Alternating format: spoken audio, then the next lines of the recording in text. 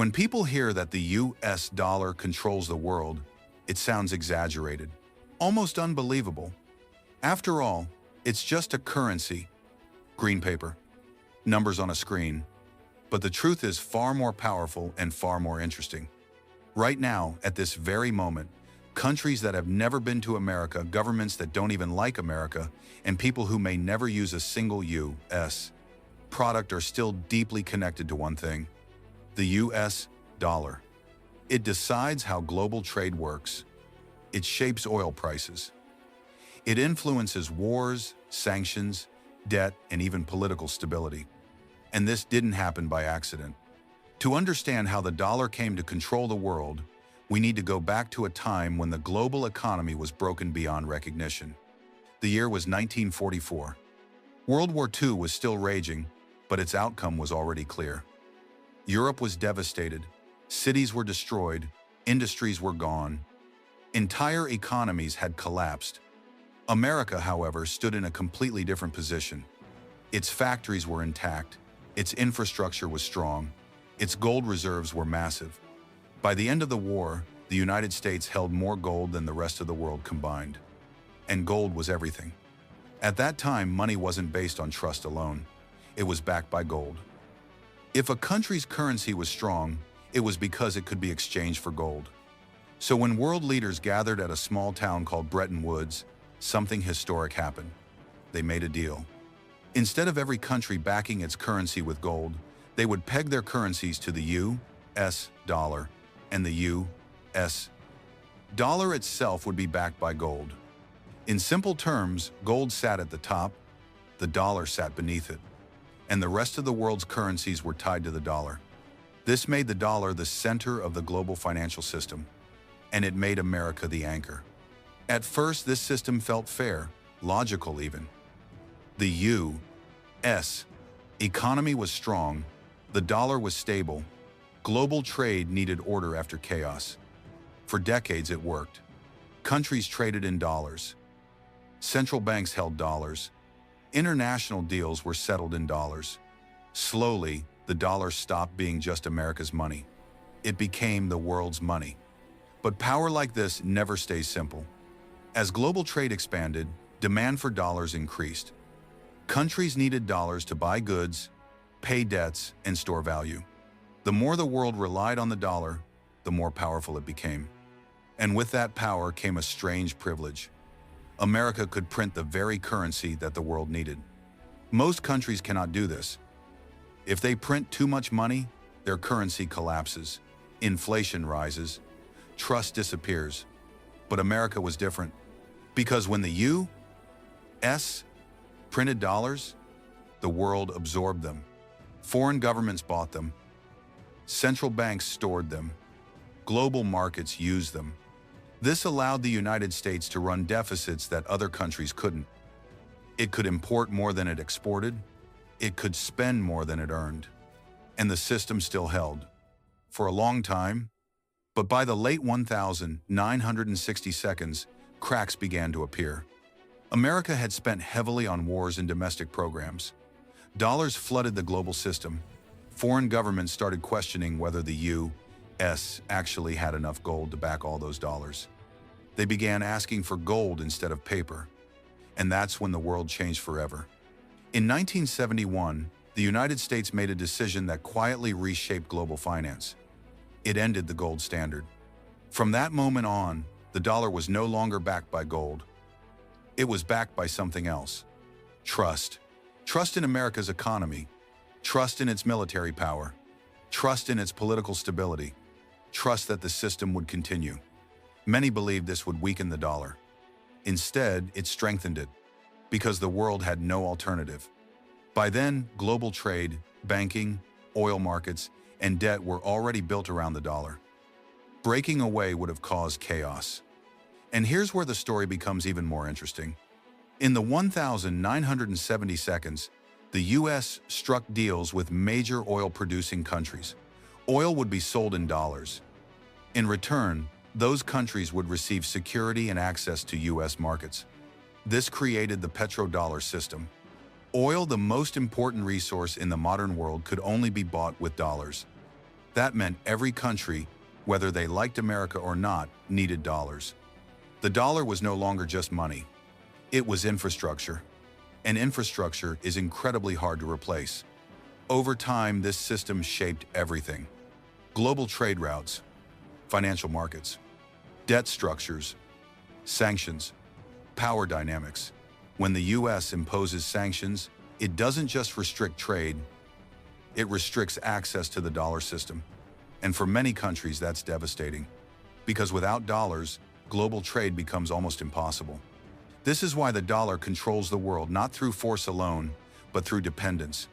The system rewards stability, but it also creates imbalance. America benefits from cheaper imports, lower borrowing costs, financial dominance. Other countries accept the system because leaving it is riskier than staying. But this dominance comes with consequences. For the global economy, for geopolitics, and even for America itself. Because when a country's currency becomes global, domestic policy decisions ripple worldwide. Inflation, interest rates, debt, they no longer stay local. And that tension has been building quietly for decades. Today, people ask new questions. Can the dollar be replaced? Can another currency take its place? Is this system sustainable? To answer those questions, we need to understand not just how the dollar rose, but how its dominance affects the world today. And that's where this story goes next. As the dollar's influence expanded, something important happened quietly in the background. The global economy stopped being neutral. It became asymmetric. Countries that earned dollars had power, countries that needed dollars had limits, and countries that couldn't access dollars faced crisis.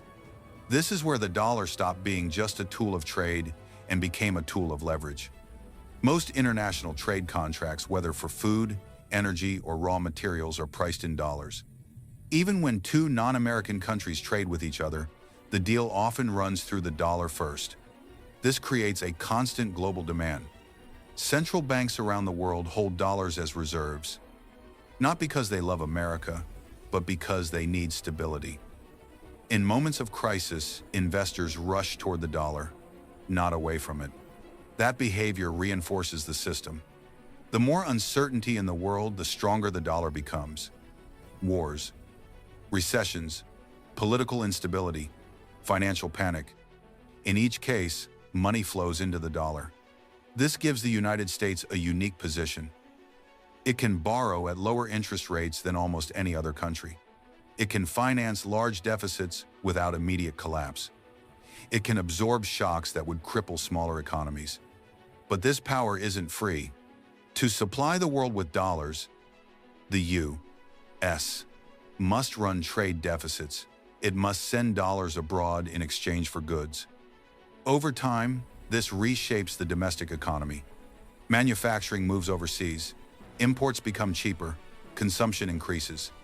This benefits consumers in the short term. Prices stay lower. Variety increases. Living standards appear to rise. But it also weakens domestic production. Jobs disappear. Wages stagnate. Entire industries shrink. This is one of the hidden costs of dollar dominance, and it connects directly to the middle-class story you've already seen. While America gained financial power globally, many workers lost economic power at home. Another layer of dollar dominance appears in debt. Most global debt is issued in dollars. This is critical. When countries borrow in dollars, they take on currency risk. If their own currency weakens, their debt becomes more expensive to repay. This is why dollar strength can trigger crises abroad. A strong dollar means higher debt burdens for developing economies. Capital flows reverse, inflation rises, governments struggle. And when crises happen, institutions like the IMF step in often with conditions that reshape national economies. The dollar system doesn't just influence markets, it influences policy. This creates resentment. Some countries feel trapped. Others feel vulnerable. Many feel dependent. And so, over the years, challenges to the dollar have emerged. The euro was once seen as a rival. China promoted its own currency in trade deals. New payment systems were developed to bypass dollar networks. Cryptocurrencies promised an alternative future. But none of these replaced the dollar. Because dominance isn't just about value. It's about trust, liquidity, infrastructure, and habit. The dollar market is deep, massive, always open, always liquid. No other currency offers that at the same scale. Replacing the dollar wouldn't just require a strong alternative.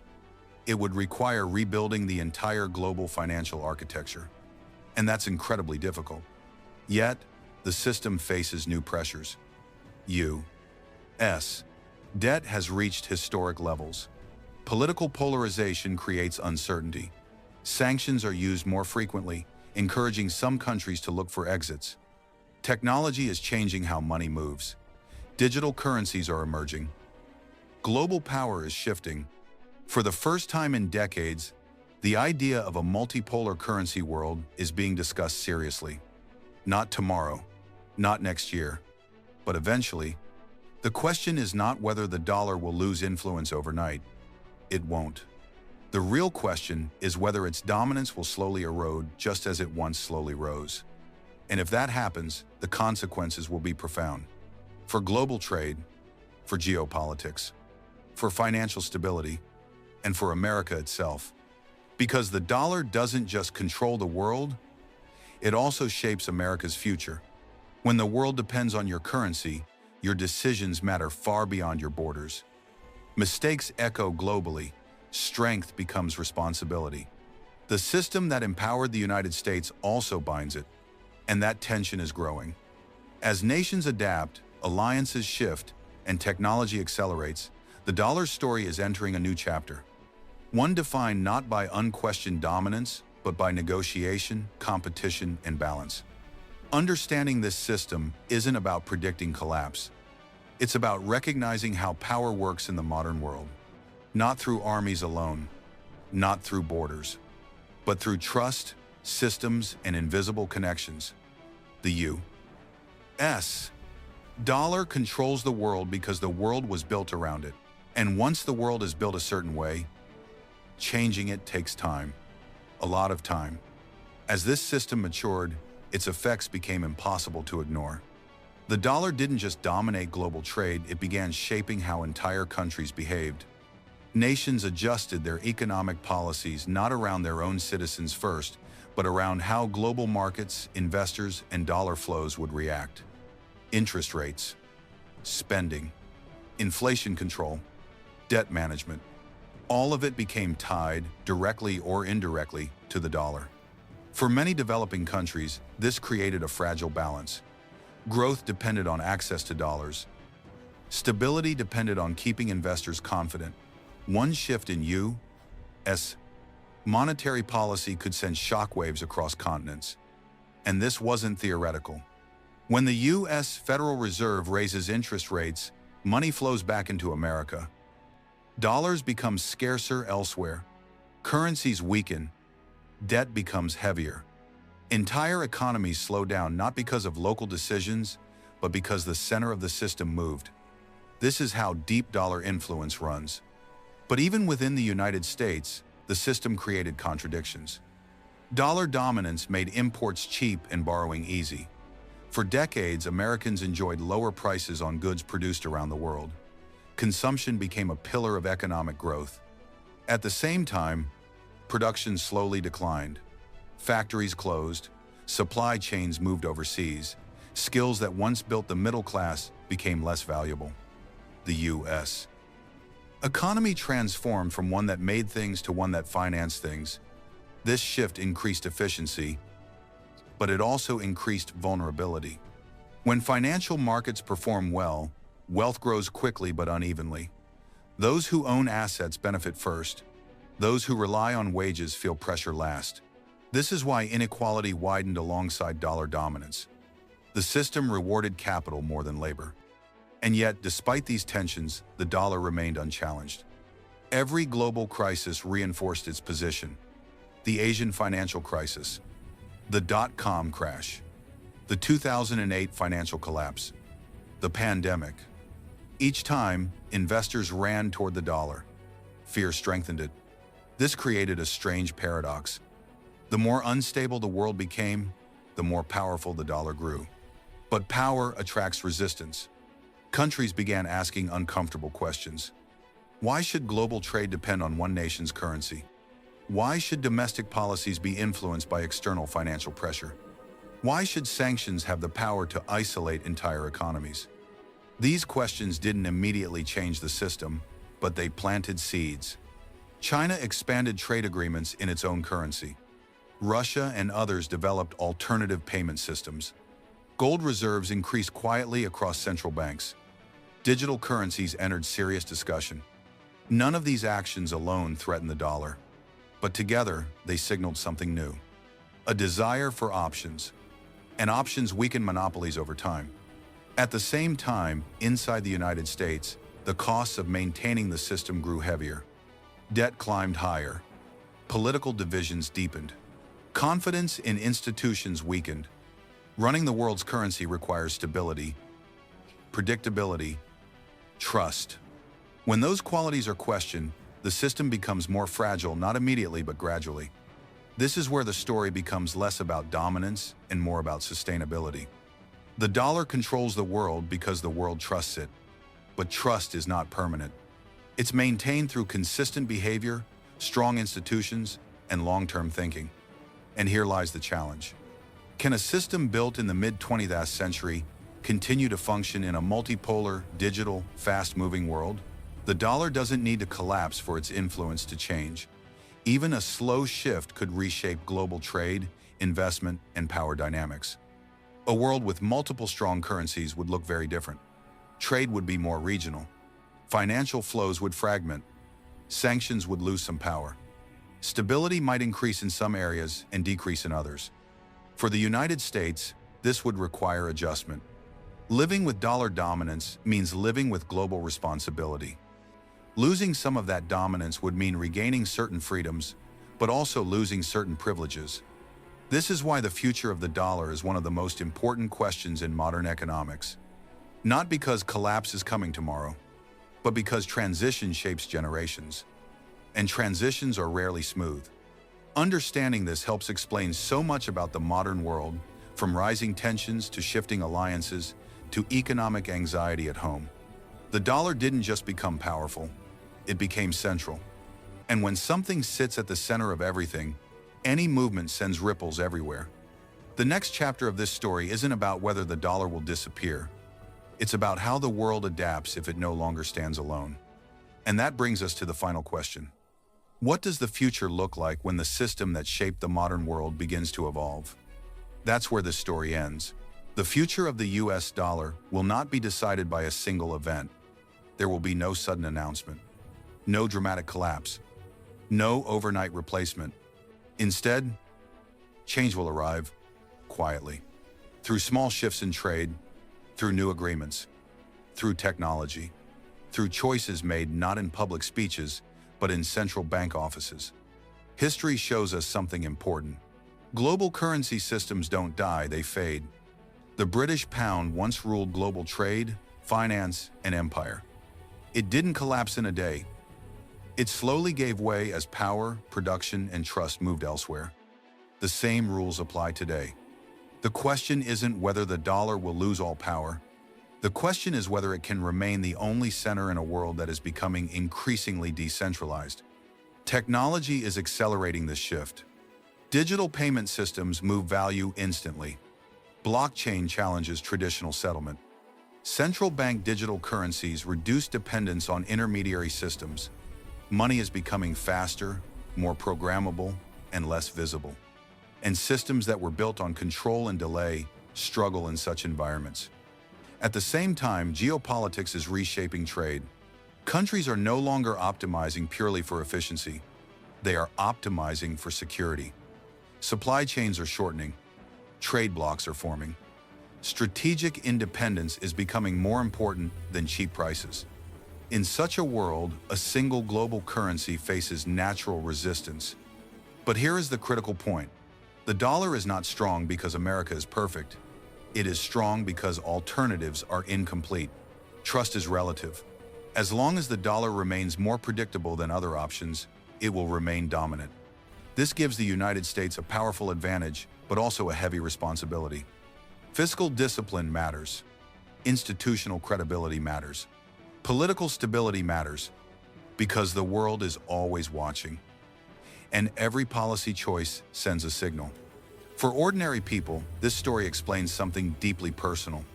Why prices feel unstable, why wages lag behind costs, why financial anxiety exists even in wealthy nations.